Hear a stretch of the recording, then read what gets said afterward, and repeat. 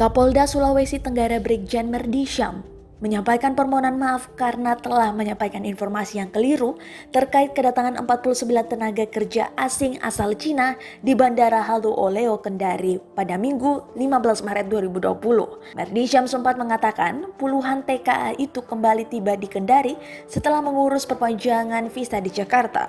Padahal para warga negara Cina itu adalah TKA baru yang akan bekerja di Kabupaten Konawe, Sulawesi Tenggara. Permohonan maaf kepada rekan-rekan sekalian dari saya sebagai Kapolda Sultra, kata Merdi Syam dalam keterangan pers di media center Mapolda Sultra Selasa 17 Maret 2020. Merdi Syam mengatakan awalnya hanya menerima informasi dari pengelola Bandara Halu Oleo.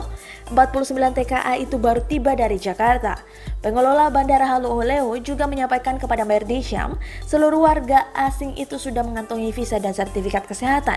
Hanya saja pengelola Bandara Halu Oleo tidak menjelaskan riwayat perjalanan puluhan warga asing itu sebelum bertolak dari Jakarta.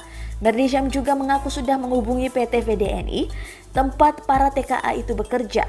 Namun perusahaan itu malah mengatakan para TKA yang baru masuk adalah pekerja lama karena tidak ada TKA baru yang datang, dan saat itu juga kami peserta rapat kaget dengan video yang beredar dan informasi yang kami sampaikan juga mendadak, kata Merdi Syam. Belakangan terungkap 49 warga Cina itu adalah TKA yang baru masuk. Mereka berasal dari Provinsi Henan. Sebelum masuk ke Indonesia, mereka sempat transit di Bangkok, Thailand. Pemerintah Thailand mengarantina warga Cina tersebut selama 14 hari sebelum diperbolehkan melanjutkan perjalanan ke Indonesia. Kepala Kantor Kementerian Hukum dan HAM Sulawesi Tenggara, Sofyan, mengatakan para TKA itu sudah mengantongi sertifikat kesehatan dari pemerintah Thailand. Surat itu jadi dasar para warga asing itu diperbolehkan masuk di Indonesia.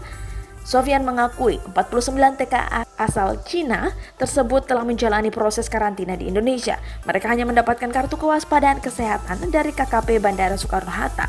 Padahal berdasarkan Peraturan Menteri Hukum dan HAM Nomor 7 Tahun 2020 tentang pemberian visa dan izin tinggal dalam upaya mencegah masuknya virus corona, seluruh TKA yang masuk di Indonesia wajib mengikuti proses karantina selama 14 hari.